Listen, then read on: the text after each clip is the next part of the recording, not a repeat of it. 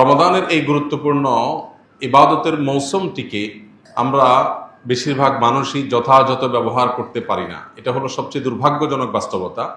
রমাদানের এই মাস শুধু গতানুগতিক কিছু আমল, কিছু আচার এবং কিছু করণীয়, এটার মধ্যে শুধুমাত্র রমজানটা সীমাবদ্ধ না। রমাদান মাসের প্রধান আমল যে সিয়াম, এই সিয়ামের আসল বার্তা, এর আসল মর্ম, এর আসল প্রাণ, সিয়ামের দাবি, এ সম্পর্কে আমরা বেশিরভাগ মানুষই আসলে ওয়াকিফাল না। আমরা মনে করি রমাদান মাসের সিয়াম বা রোজা এটা শুধুমাত্র উপোস থাকার নাম, অথচ এটা উপোস থাকার নাম না।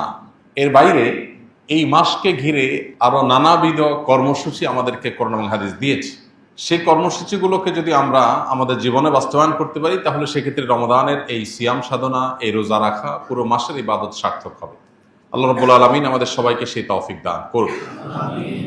মুহতারাম হাজরিন, সিয়ামের এই আয়োজন আমাদেরকে আত্মনিয়ন্ত্রণ শেখাবার জন্য। আল্লাহ রাব্বুল আলামিন বলেছেন, কুতিবা আলাইকুমুস সিয়ামু কামা কুতিবা আলাল লাযিনা মিন ক্বাবলিকুম লাআল্লাকুম তাত্তাকুন।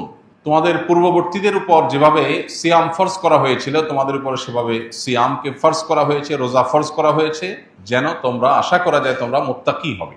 অর্থাৎ সিয়াম সাধনার মাধ্যমে আমরা মুত্তাকি হয়ে উঠব, এটাই হলো সিয়ামের লক্ষ্য। কিভাবে মুত্তাকি হয়ে উঠব? সিয়াম শব্দের অর্থই হলো বিরত থাকা, নিবৃত থাকা, পরিহার করা।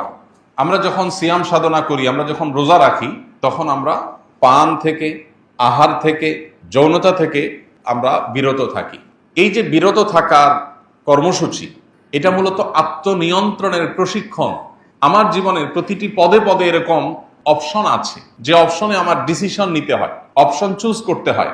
আমি যখন সোশ্যাল মিডিয়াতে স্ক্রল করি, একটা ভিডিও আমার সামনে এসেছে, আমি সেখানে ক্লিক করব কিনা, ভিডিওটা আমি দেখব কি দেখব না, সেখানে কোনো রিয়্যাক্ট আমি করব কি করব না, করলে কোন রিয়্যাক্ট আমি করব, কমেন্ট আমি করব কি করব না, করলে কি কমেন্ট করব, এই সব বিষয়ের ক্ষেত্রে আমাদের ডিসিশন নিতে হয়। এক্ষেত্রে আল্লাহ যা নিষেধ করেছেন সে বিষয় থেকে বিরত থাকার যে প্রচেষ্টা আমার সামগ্রিক জীবনে চালাতে হয়। জীবনের প্রতিটা মুহূর্তেই আমাদের অগণিত সিদ্ধান্ত নিতে হয়। আমি সুযোগ পেয়েছি একজনকে ঠকাবার, বোকাশোকা মানুষ পেয়েছি, ঠকাবো কি ঠকাবো না, একটা সিদ্ধান্তের ব্যাপার। আমি সুযোগ পেয়েছি ক্ষমতা কক্ষিগত করে মানুষ থেকে অবৈধ অর্থ উপার্জন করবার, এই সুযোগ কাজে লাগিয়ে আমি সে অবৈধ অর্থ উপার্জন করব নাকি করব না, সিদ্ধান্তের ব্যাপার। প্রতিদিন ঘুম থেকে উঠার পর থেকে নিয়ে ঘুমানো পর্যন্ত শত শত হাজার হাজার সিদ্ধান্ত আমরা নিয়ে থাকি। সাবকনশিয়াস মাইন্ডে, অবচেতন মনে আমরা এই সিদ্ধান্তগুলো নিয়ে থাকি। আপনি ঘুম থেকে উঠার পর ঘুম থেকে উঠার দোয়া নবী সাল্লাল্লাহু আলাইহি ওয়াসাল্লাম শিখিয়েছেন, এই দোয়াটা আপনি পড়বেন নাকি পড়বেন না, সিদ্ধান্তের ব্যাপার। এরপর আপনি যখন ওয়াশরুমে যাবেন, ওয়াশরুমে প্রবেশ করতে গিয়ে ডান পা আগে দিবেন না বাম পা আগে দিবেন, সিদ্ধান্তের ব্যাপার। আপনার ডান পাটা আগে চলে গেছে, নবী সাল্লাল্লাহু আলাইহি ওয়াসাল্লামের নির্দেশনা হলো বাম পা দিয়ে প্রবেশ করতে হবে, তাহলে এখানে আপনি ডান পা দিয়ে প্রবেশ করতে গিয়ে আবার সরে আসছেন, এই যে বিরত থেকেছেন। ঠিক একইভাবে আপনি ফজরের ওয়াক্তে মুয়াজ্জিনের আজানের পর একজন পুরুষ হিসাবে জামাতের সাথে হাজির হয়ে নামাজ পড়বেন নাকি শুয়ে থাকবেন, সিদ্ধান্তের ব্যাপার। আল্লাহ তাআলা এই সময় ঘুমিয়ে থাকতে নিষেধ করেছেন, আসসালাতু খায়রুম মিনান নাওম, মুয়াজ্জিনকে দিয়ে আল্লাহ ঘোষণা দিয়েছেন। অতএব ঘুম থেকে বিরত থাকা, ঘুমকে পরিহার করা, এটা সিদ্ধান্তের ব্যাপার। এভাবে যদি আমরা হিসেব করি, আপনার বাসায় পরিবারের সাথে আপনার ঝগড়া হয়েছে, কোনো কারণে মনোমালিন্য তৈরি হয়েছে, এখন মুখ দিয়ে একটা খারাপ কথা বের হতে যাচ্ছে, বের করবেন কি করবেন না, সিদ্ধান্তের ব্যাপার। এভাবে আপনি একজন কাস্টমারের সাথে একজন দোকানদার হিসাবে কোনো কথা নিয়ে বাদানুবাদ হয়েছে, আপনি তাকে একটা কটু কথা বলবেন কি বলবেন না, সিদ্ধান্তের ব্যাপার। এভাবে সামগ্রিক জীবনে প্রতিদিন শত শত সিদ্ধান্ত আমরা নিয়ে থাকি। এই সিদ্ধান্তগুলোই আমার গন্তব্য ঠিক করবে, আমার গন্তব্য কি জান্নাত হবে নাকি জাহান্নাম। এই সিদ্ধান্তগুলোই ঠিক করবে যে আমি কি আল্লাহকে সন্তুষ্ট করতে পারছি নাকি পারছি না।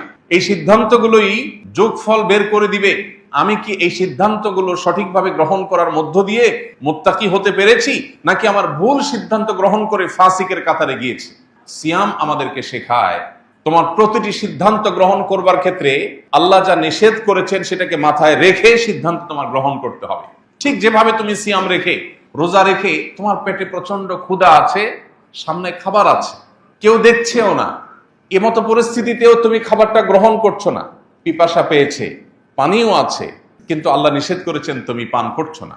ইফতারের ঠিক আগ মুহূর্তের যে পরিস্থিতিটা, সেটা সবচেয়ে বেশি উপভোগ্য, সবচেয়ে বেশি শিক্ষণীয়, সবচেয়ে বেশি বার্তাবাহক।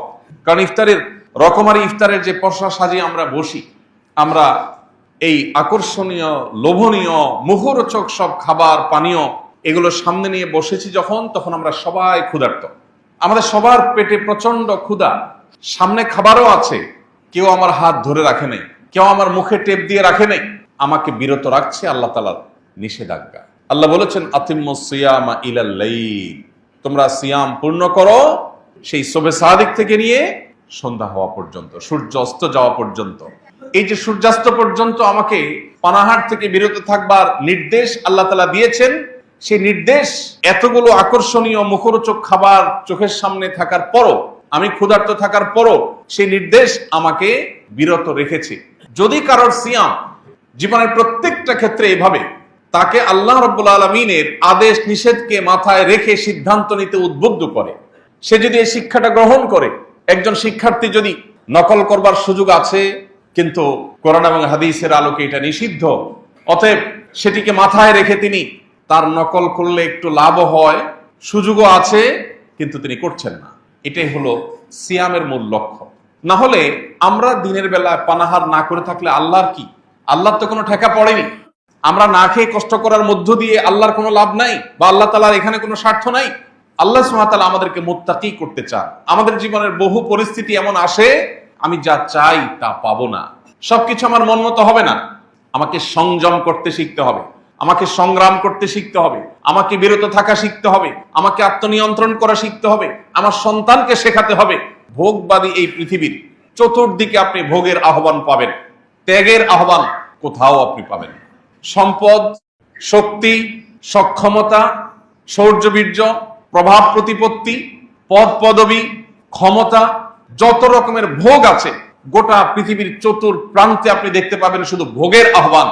একমাত্র ইসলামে আল্লাহ রাব্বুল আলামিন আমাদেরকে ত্যাগের আহ্বান দিয়েছেন। কারণ পৃথিবীর মানুষ যতদিন পর্যন্ত আত্মনিয়ন্ত্রণ করতে না শিখবে, যতদিন পর্যন্ত আমরা ত্যাগী না হতে পারবো, যতদিন পর্যন্ত আমরা সংযমী না হতে পারবো, পৃথিবীটা চকচকে তকতকে হতে পারে, পৃথিবীটা দেখতে অনেক চমৎকার মনে হতে পারে, পৃথিবীটা দেখতে অনেক সাজানো গোছানো মনে হতে পারে, অনেক আধুনিক হতে পারে, তথ্য প্রযুক্তির উন্নতির চরম শেখরে পৌঁছে যেতে পারে, কিন্তু পৃথিবীটা বাসযোগ্য কখনোই হবে না যতক্ষণ পর্যন্ত মানুষ অন্যায় থেকে আত্মনিয়ন্ত্রণ করবার প্রেরণা নিজের মধ্যে তৈরি করতে না পারবে।